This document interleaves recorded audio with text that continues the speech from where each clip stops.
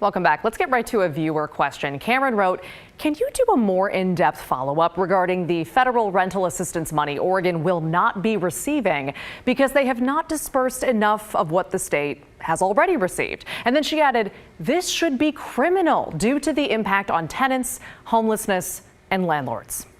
Karen, thank you for writing in. And frankly, you have a really good memory. So for everyone else, a quick refresher. I mean, you guys know during the pandemic, a lot of people lost their jobs, lost their incomes, and subsequently were on the brink of losing their housing. Local, state, and federal officials then passed eviction moratoriums to temporarily protect tenants. And every time those moratorium deadlines neared, experts warned of waves of evictions, and tenants like Ryan Bowser told us how frightened they were. I talked to Bowser for the first time about a year ago. The then father of three had a job as a janitor at Oregon State University, but he and his girlfriend, who was also working, couldn't afford childcare too. And that meant one of them had to consistently forfeit a paycheck to stay home with the kids who were going to school at home.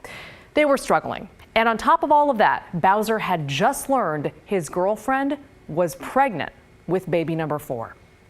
We're kind of still processing that while still trying to, I guess, process the possibility of being homeless in a couple of weeks. I mean, we're a few weeks away from,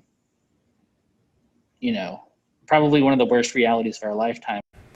Okay, so enter massive federal relief packages. Congress, you probably remember, passed multiple, and they funneled waves of rent assistance down to the states to dish out to renters. Now, if we had a record player, this is where it would scratch, because Oregon, like a lot of states, was not prepared for that need. Staff told us, frankly, they were overwhelmed with rent assistance applications. And very quickly, it became clear the state was lagging painfully behind on actually distributing that money.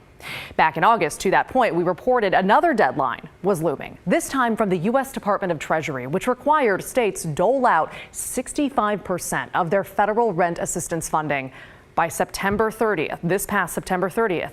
If they failed, the feds would start taking that money back and giving it to states and counties who were, frankly, working faster. So back to Karen's question, what she was asking was, did the feds take money back from Oregon? The answer? No, they did not. A rep for Oregon Housing and Community Services told us, quote, Oregon was one of a handful of states that met the U.S. Treasury's benchmark for paying out or obligating 65% of our funding before September 30th. In fact, Oregon is now doing so well, officials say, it's 8th in the country for getting this money out. Let's drill down on that progress. This is the state's live online dashboard. I want to point out two things. Look at those blue boxes. First, that number on the top left, blue box, we're going to zoom in, of its roughly $200 million in federal rent assistance funds. Oregon has now doled out close to $150 million. In August, they had dispensed about $11.6 million. Now we're at nearly $150 million. So they have really picked up the pace. The second thing, the number just to the right of that, $28.3 million, that's the amount of money the state has promised to pay people, but just physically hasn't gotten them their checks yet. Now, if you're impacted by this issue, obviously your take on that progress kind of depends on which category you fall into. If you're part of that first category, the growing majority of renters who have gotten approved for and received assistance, this is great news. And by the way, that's Ryan Bowser's case. I talked to him on the phone today. His family, including the new baby, Illidan, got their 9 months worth of assistance back in August from the state of Oregon. It went straight to their landlord. He said it was super smooth. The landlord was thrilled, and it was just a huge relief all around. And we're so happy for them. Then there are people like Musanda Mwango.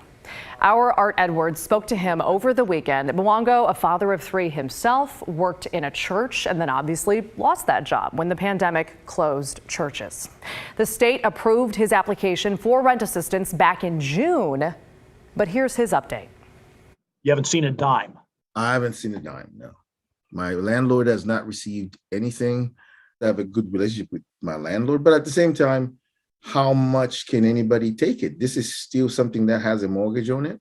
This is a property that they still have to pay their end. And, at the end of the day, Art, somebody might say, maybe, hey, why don't you just figure out your own way? Well, the deal is it's been an unprecedented time for most people.